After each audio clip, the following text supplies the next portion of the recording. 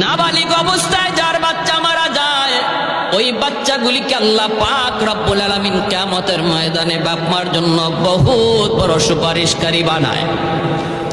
বাচ্চাগুলি আল্লাহর কাছে ডাক দেয়া কয়, মালিক, ও মালিক, তুমি আমারে দুনিয়াতে পাঠাইছো, পাঠানোর সময় আমার মা কত কষ্ট করছে, জান বের হয়ে যায় অবস্থা।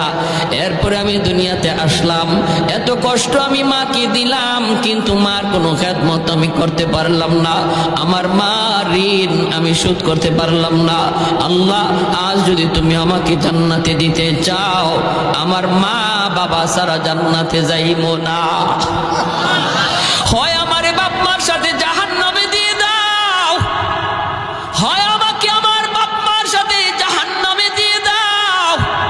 রব্বুল আলামিন তখন বলে, বান্দারে, আমি আল্লাহর আদত হচ্ছে জাহান্নামীকে জান্নাতে দেওয়া, কিন্তু কোন জান্নাতীরে জাহান্নামে দেওয়া এটা আমার আদত না। বান্দা, তুমি তো জান্নাত